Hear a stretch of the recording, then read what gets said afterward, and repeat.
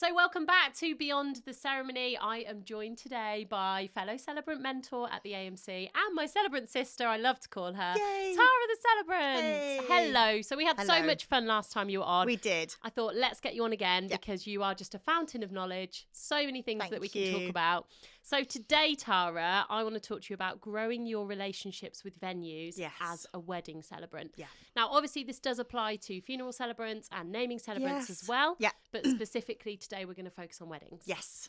Okay, so first of all, talk to me about how you would grow your relationship with a brand new venue. Absolutely. So I think if I take this back a step to when I was starting, so I trained as a celebrant in 2019, then launched my business really, it was 2020, which was the year of the pandemic. So I had the luxury of time to think about my marketing strategy and how I was going to grow my business.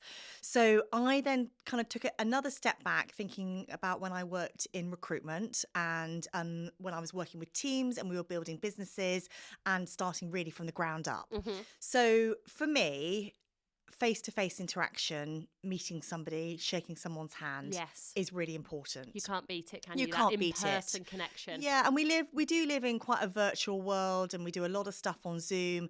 But I think when it comes to things like weddings or funerals, I think trust and confidence when a supplier is recommending another supplier is really key. Absolutely. So I spent some time putting together what I call my venue strategy because I recognised that when a couple gets engaged, one of the first things that they will do is when they're sort of doing all their wedding is book their venue. Of course. So it's literally almost top of the list. Yes, wedding, absolutely. photographer, whatever it may be. Kind of dictates the whole day, doesn't it, the venue? So I guess it is Yeah. kind of the first thing that they think about. Definitely. And in fact, I was at a wedding fair yesterday and I was talking to a couple and they said, well, once we've got our venue sorted, everything else will be like, it's game on. We'll go after our other suppliers. Yes. So I then thought, right, I need to get myself in with this key venue. So I did a lot of research. I looked at websites like Hitched, Rock My Wedding, whatever it may be, and kind of looked at the venues in my area. And actually, this is the exciting part of being a celebrant.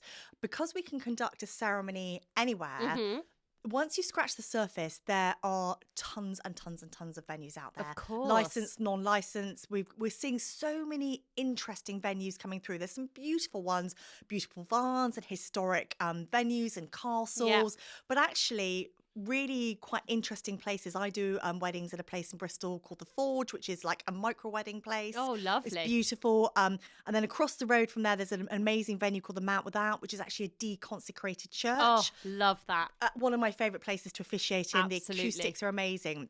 So actually, as a celebrant coming into it, it's exciting because actually you can think, right, who's my ideal client and where is my ideal client going to be getting married? Yes.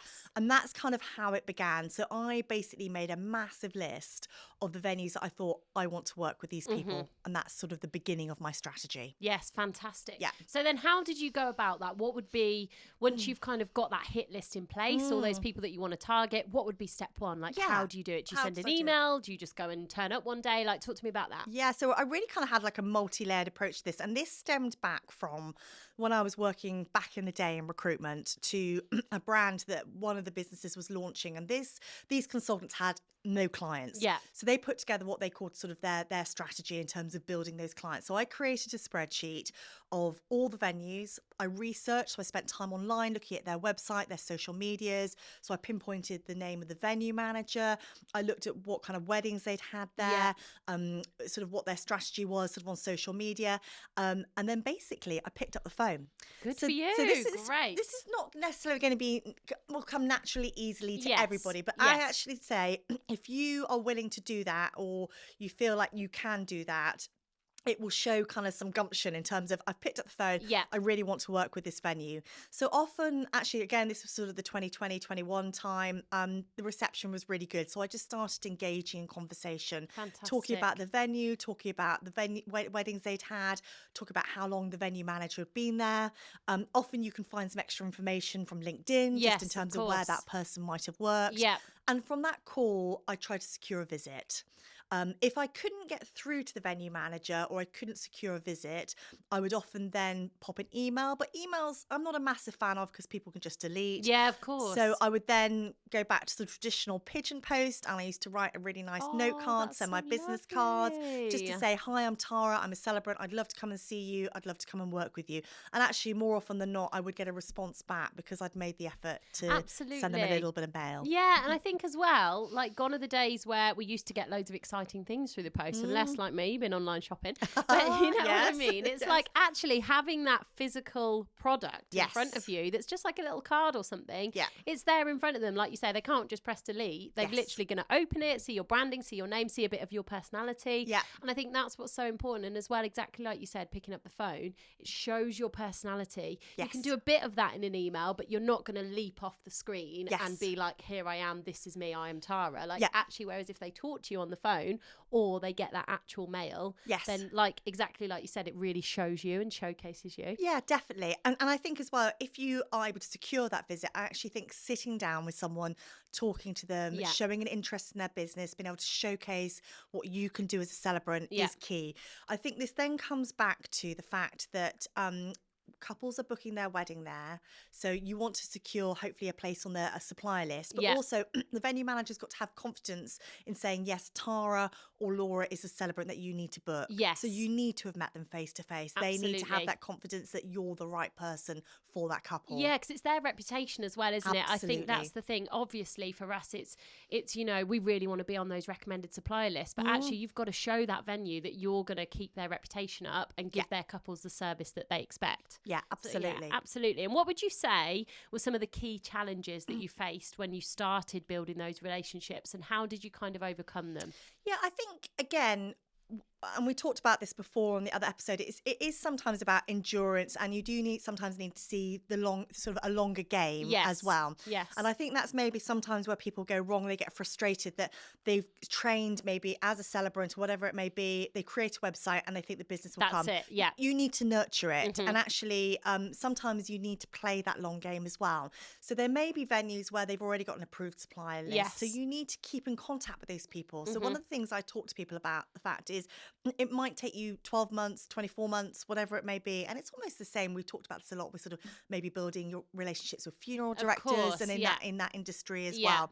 So don't give up, and also remember that people move on from jobs. So you might establish a relationship with a venue manager, but they might move on. So true. So you need to keep, with my spreadsheet, I keep on top of it every quarter. Great. I'll pick up the phone, give a call round, or send out some emails and make sure all my information is correct as well. Lovely. And then there may be times where actually they've got a locked in tight supplier list. So maybe offer them something. Maybe say, look, I can come and do a training session for your prospective couples on writing their vows. Give something back to them. Great idea. So that you're kind of showing that it's kind of like a two-way relationship in some respects as well. Absolutely. And I think that's the thing. Sometimes that challenge, like you say, that's something that you hear quite a lot, that they say, oh, well, we've already got our recommended celebrants, or we've already got a top list of the top 5 that we use, or that kind of thing. Don't see that as an absolute no. Exactly like you said, what have you got to offer them? And also, it's kind of like, well, yes, you've got all those other celebrants, but actually you haven't got me. I'm different. I can offer something different for your couples. Yeah. So it's kind of showcasing that really, I guess, isn't it? Definitely. And also, I think anybody who's coming into this community, don't forget, okay, they might have an approved supplier list, but can those suppliers always fulfill those dates? Absolutely. And as you say, every couple is different. They might be looking for something different in a different celebrant. So it's about being proactive and keeping in touch. The other thing that I also recommend is that if you secure a booking with a couple with a brand new venue and you haven't visited them yet, yes, the wedding might be in 18 months. I would pick up the phone straight away to that venue and get a visit in the next few weeks. 100%. Because how many couples are going to be walking through the door over that 18-month period before you actually physically step over the barrier as Absolutely. such? And actually, some venues do have that rule in place, don't they, where you need to have done XYZ amount of ceremonies there before they'll recommend you. Yes. So if they know that you've already got one booked, that's a great way in to then say, look, you know, in that meantime, in those 18 months, 2 years, I could book another 2 or 3 with you, and then I can be a recommended supplier. Absolutely, definitely. So, and I always go on to the basis that, you know, it's the couple are very important. I need to be able to see the venue space, the ceremony space. I need to be comfortable in that. So please, can I come and see you? And often from there, you know, we're good at building rapport with people. That's what we do as celebrants. So, you know, it often develops into a lovely relationship, and you might be able to secure some more business or a space on the supplier list. I have also, there was one venue that I wasn't able to break into. So I was actually, I officiated a wedding at another venue, and I passed it on the way back through. So I turned the car around, went up the drive. Good for you. And just went, hi, I'm Tara. I've just been officiating here, and I managed to secure a visit. Yes. So that's quite brave. But they were like, brilliant, come on in. Yeah, you've got to be bold. And I think as well, there's no time where you're on such an adrenaline rush as post-ceremony. You know, that's the time you're feeling the buzziest. Yes. And you're like, I remember I went to do the same actually last year, and I got there and there was a wedding on. So I was like, oh, I'm backing out of here. I don't want to be gate crashing and, you know, joining in the speeches. But that is such a great way to do it, because you can just say, hi, I've literally just been round the corner at this venue doing this. Like, you know, I've just done a ceremony there. Do you want me to do the same for you? Definitely. Fantastic. And I also think as well, of course, it does mainly work that way where venues will recommend you. But I also think once we start building that relationship with our couples, it works both ways. I've got some couples who will come to me and, you know, they might have just got engaged, or they've seen what I've done on Instagram, or it might be that they've seen me do a friend's wedding and they've gone, oh, look, we've just got engaged, or we're thinking about, you know, wedding planning, but we have no idea where we want to get married. We can also recommend venues too. Yes. And I think if you've had that great relationship and that great experience with a venue, you're more likely to send couples their way as well. So yes, it is mainly them recommending us, but actually it does definitely work the other way too. Definitely. And I think actually once somebody starts their journey in celebrancy and they start working with venues, one thing I'd say is also with your website, make sure you have a dedicated section. Yes. Just because of the algorithm and backlinks, that all works really nicely as well. So, and again, it takes time to establish, and you need to think sort of really quite strategically about it as well. So of course. It's not going to be something that you qualify and then that's it, you're on 10 recommended supplier lists. Absolutely. And don't feel like it is. Yeah. Because, you know, exactly like you said, it does take a lot of time and, you know, nurturing these relationships. And give yourself time with it as well. And I think I talked about this with somebody yesterday, actually, a student that was doing a live ceremony with me yesterday afternoon. She was saying, you know, what do you think about wedding fairs? And I said, well, actually, I think they're really quite important. And I tend to work with or sign up to wedding fairs with venues that I'm an approved supplier of. Yes, great. To support them. Great. So I might not necessarily get business from it that day, but I've supported the venue. Therefore, hopefully they'll continue to support me and recommend me as well. Absolutely agree. And I think that is completely the case for myself as well. There's kind of been wedding fairs in the past that I've gone, well, you know what? It might not be one that I get loads of bookings from. Again, couples might be at that early stage or it might not, you know, maybe be the right time for them to book you as a celebrant. However, you're showing up, you're supporting them, but also questions come up on the day from couples that then the venue hear about and talk about, and actually then they can then use that information to pass on to future couples. So wedding fairs and open days are such a great relationship builder, aren't they? And an educator, I think, for venues too. Networking with other suppliers. In fact, the wedding fair I was at yesterday, I had a couple who really wanted to book a celebrant, but I was already booked for another date. No. But I fed it to somebody else who I think is going to secure the booking. And I'm a great believer in that. So actually, the venue sort of development is really important, but it has lots of layers to it. Really just in terms of how it feeds out. Yeah, it really does. Absolutely. And what would you say from your perspective? What do you think those venues value most in a celebrant? So what is it they're looking for and what do they value? Yeah, I think those good relationships, those good professional working relationships as well. I think as the celebrant community continues to grow, I think venues generally love celebrants. Yes, they do. We're really flexible. And we're great fun. We're good fun. We're all about making sure the ceremony is amazing. Yes, I'm always very conscious with the ceremony that, yes, I'm delivering, but I'm not ever stood in one place. I'm always very conscious about making sure the photographer's got their right position, their shots, the videographer. So, you know, and I think we're there to support the venue, whereas sometimes maybe other officiants that come in, it's quite regimented and strict. Absolutely. So yeah, and I think as well it goes back to the point that, like you say, we are there looking after that ceremony. So actually the venue team know that we've kind of got it in hand. Absolutely. Maybe reserved seating might be something that we can take off their hands because we know who's going to be sitting where, or just little things like, you know, getting the couple a glass of water to have at the front, or you know, making sure that their table's in the right position. Like, we're worrying about all those things so the venue actually doesn't have to. It kind of takes it off their hands. Absolutely. And as a matter of course, whether I've been to that venue 5 times, 20 times, or the first time, I will always be there about an hour, hour and a half beforehand. Absolutely agree. Just to make sure the ceremony space is super smooth. Yes. And, you know, I'm ready to go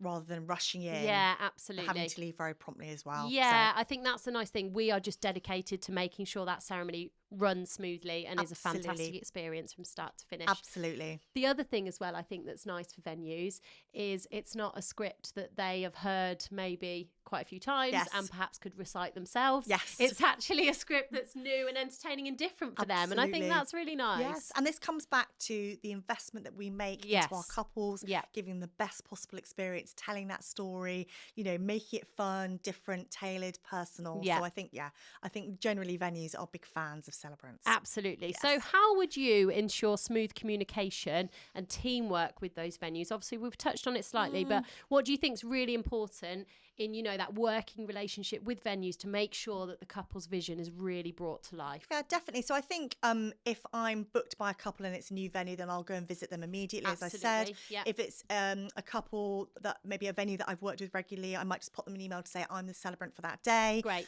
Normally, the week before the ceremony, I'll pick up the phone just to say who's in charge today. I'm the celebrant that day. Great. This is what I need that day, because sometimes you might need a table for a certificate signing or for a symbolic ritual. And I also ask them, what do you need from me as well?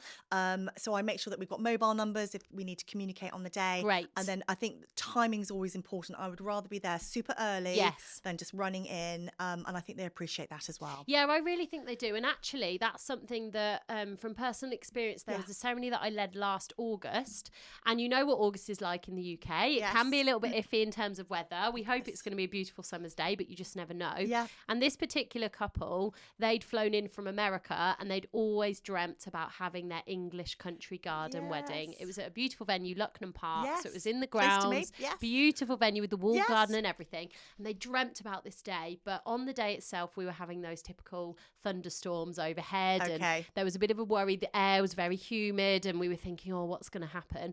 And actually, when I got there, I kind of had a little, you know, meeting with the venue team, and this was all going on while the bride and groom were just getting ready. Like they weren't really, they'd been in to see the bride and said we may have to bring it inside, and I know she wasn't very happy with that decision, and it was something that, you know, she'd had a heart set on this garden wedding. So while they were then off still getting ready and enjoying their morning, myself and the venue team were like checking out all the weather apps, looking at timings, looking at, you know, there's all those apps that show you when the rain clouds coming over, all of this, all like focused on it. Exactly. And I suggested to them, what do we think about bringing the ceremony forward slightly by, say, 15 minutes? We looked at the timings with the thunderstorm and when, you know, we may have had rain. Some apps were saying we were going to get it. Some were saying, no, you'll be fine. So it was a little bit risky anyway. But we said, well, look, that's going to be at this time. If we start 15 minutes earlier, the ceremony is going to be way clear of that. So by the time the rain comes, we're all going to be heading inside anyway. Perfect. So I kind of had that chat with them and we discussed it and we said, well, yeah, I'm happy with that. You're happy with that. Like we were all happy as a venue team and myself. So I then went and spoke to the bride separately. You know, we had a calm moment. I went and said hello to her and I said, oh, I'm just wondering, obviously I know your heart's set on this garden wedding. How would you feel about bringing it early? I knew she was already in her dress and she was already ready. Yes. So she was like, absolutely, if it means I can get married in the garden, I want to do it. Perfect. So that was what we did. And I think that was an example of that communication, myself and the venue. We kind of made those decisions together. Yes. We worked together as a team. You know, they got all hands on deck, moving all the chairs back out because they'd brought them in case they had to be inside. Yes. But it all went really well. And actually, there wasn't a drop of rain all day in the end. It just stayed very humid. But we had that in place, which then meant the bride and groom didn't even have to think about it. It wasn't even on their radar because we were all, you know, working together. And I think that's exactly what you mean, that kind of communication with that venue, that relationship that you build up. Yes. You're not just walking in there going, right, I'm going to bring the ceremony 15 minutes earlier. And they're like, who are you to say that? Absolutely. It's like using that relationship to kind of build it up. And I think, again, going back to celebrant-led ceremonies, we generally only conduct one ceremony a day. Absolutely. Occasionally I've done two, and it's you know, it's a lot of pressure, it's hard work. But so that means we have that flexibility that if someone's running late or something's happened or we need to just play with the weather a little bit, we can do that. Absolutely. Versus maybe, you know, the registrars, they have a very important role to do, but Fridays, Saturdays, they'll be doing 6 to 8 ceremonies in a day. Yes. Very, very strict on timings, no negotiation. Yeah, absolutely. That is so, so true. Yeah. So would you say, based on all those kind of things we've just spoken about, what would you say are maybe some common misconceptions about what celebrants do? Maybe that venues might think, or perhaps couples, but I guess focusing more on venues. Yeah, I think it's decreasing, but I think it is frustrating as a celebrant where you might hear a venue will automatically recommend a registrar first. Yes. And I think actually it's happening less, but I think a couple should be able to be given all the options, if that makes sense. Yeah. So, and I think maybe there are some venues that maybe don't understand what we do, what we can offer, the experience, the tailored, unique process. But I think it's increasing in terms of their knowledge. It really is. Yeah, we're really kind of educating all the time. And I think as more and more people are becoming celebrants, we're spreading the word more. People are realising that choice that they've got and actually the flexibility, like you say. Yes. And I think as well, it even goes down to things like timing. So, for example, there's been ceremonies that I've booked in the past, and I'm sure you're exactly the same, where the couple may have been thinking they were going to have a registrar, but they couldn't get the time they wanted. So then the venue were like, oh, actually, you can, think of the celebrant route. But it doesn't need to be just because of that. But what I mean is we can be so flexible in terms of things like timings and stuff like that. So I think there's still a bit more education to be done. I agree with you. And I think actually that's happened to me a few times where they couldn't get the registrar slot, so they've had to have a celebrant because they'd already booked their day. But actually, I've had two couples who've actually written testimonials saying, thank goodness. Yes, exactly. Thank goodness we had the celebrant, because it was the best thing that could have happened to us. 100%. So that's always sort of like, a big win and a joy. Yeah. But I think actually every wedding that we conduct, 40, 50, 100 people, 150 people, the more and more people that are seeing these ceremonies and those couples, and often, it could be a couple in their 20s or 30s. It's going to be a big group of their friends who are going to be getting married as well. They're thinking, we want that. Yes, absolutely. And I'm finding that myself on my inquiry calls. I'm finding more and more couples are coming to me saying, oh, well, our friends had celebrants last year and we loved it and it really stood out. And when we compared them, I spoke to a couple the other day that went to 6 ceremonies last year. 2 were celebrants and 4 were registrars or church. Interesting. And they said the 2 celebrant ones just stood out so much. That's it. That's just music to our ears, isn't it? Music to our ears. That's what we want to hear. And actually, that's something that I will always cover in an initial Zoom call is, why do you want a celebrant? Yes. What has brought you to this call today? Have you sat in a celebrant-led ceremony?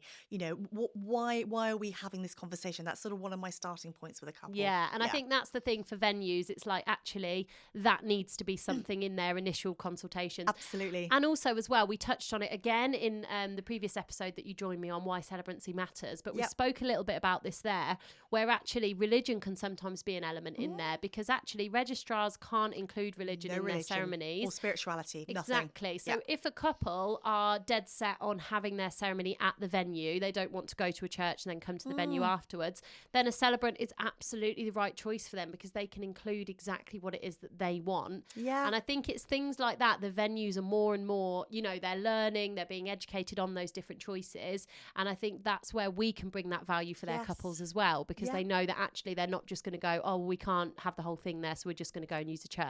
Absolutely. Definitely. It's really, really good. Fantastic. Thank you, Tara. Yet again, a fantastic conversation with you. I've loved it. Good. So finally, I always like to finish on this. A piece of advice for anyone considering becoming a celebrant. So I know I've already had a bit from you in our other episode. Yes. But do you have another piece of advice?